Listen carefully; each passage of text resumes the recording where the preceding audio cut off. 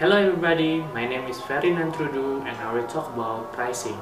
Our agenda today will talk about pricing of multiple products with interrelated demands, plant capacity utilization and optimal product pricing, and also optimal pricing of joint products, either fixed proportion or variable proportion. We can see this is the equation of pricing of multiple products.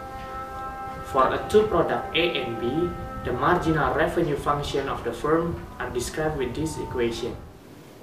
In this equation, we can see that if the second term of right-hand side of each equation is positive, we can say that these two products are complementary. But if the second term of the right-hand side of each equation is negative, these two products are substitutes.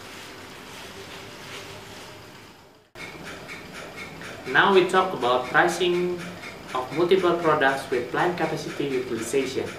A multi-product firm using a single plant should produce quantities where the marginal revenue from each of its key products is equal to the marginal cost of production, which described in this equation. This is the example of the graph of plant utilization.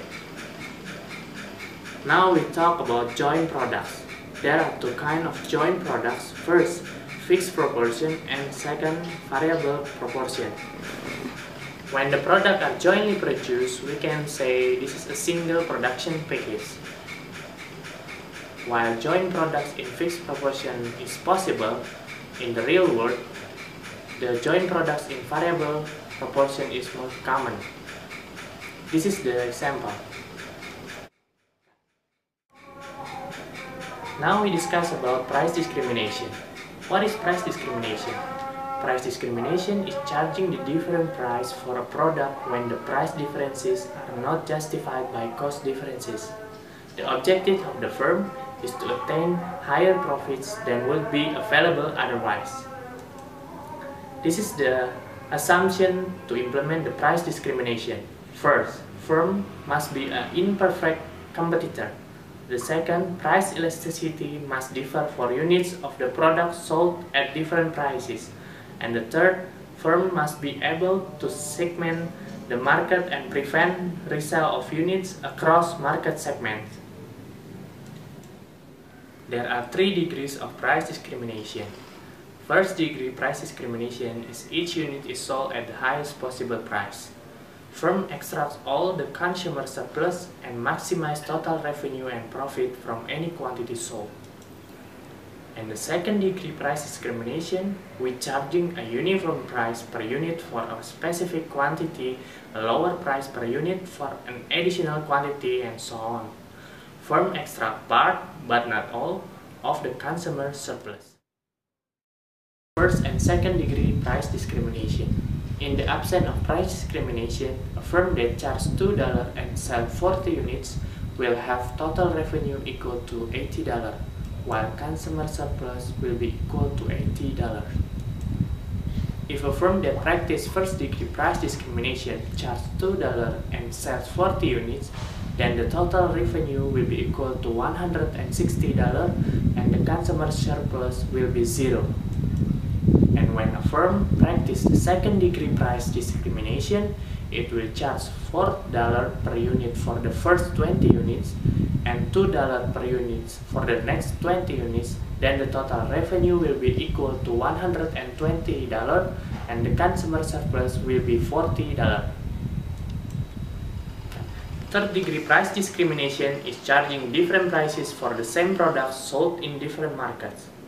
Firm maximize profits by selling a quantity on each market such that the marginal revenue on each market is equal to the marginal cost of production. This is the example of calculation. There are many examples about the implementation of third degree price discrimination.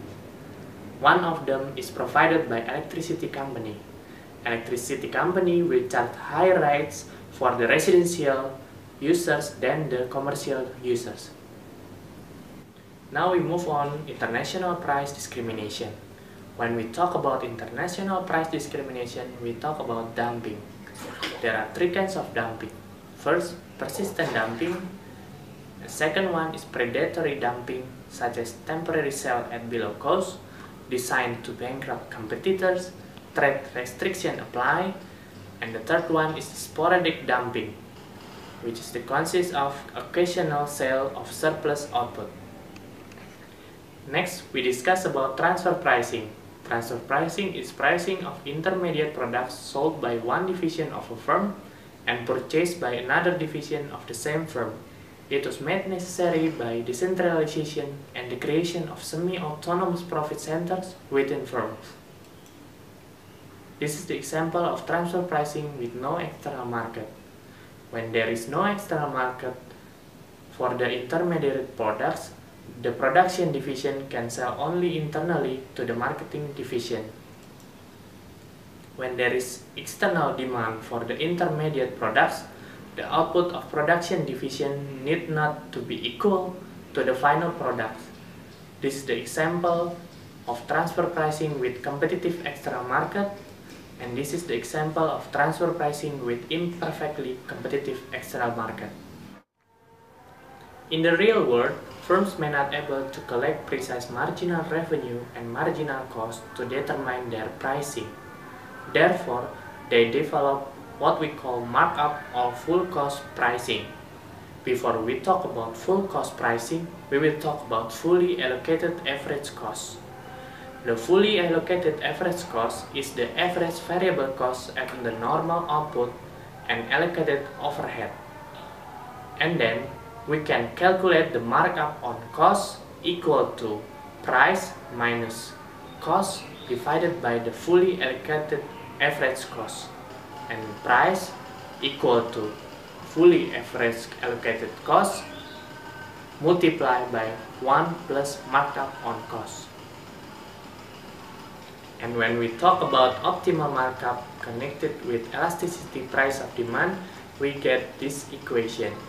The markup on cost equal to elasticity price of demand divided by elasticity price of demand plus 1 and we minus 1.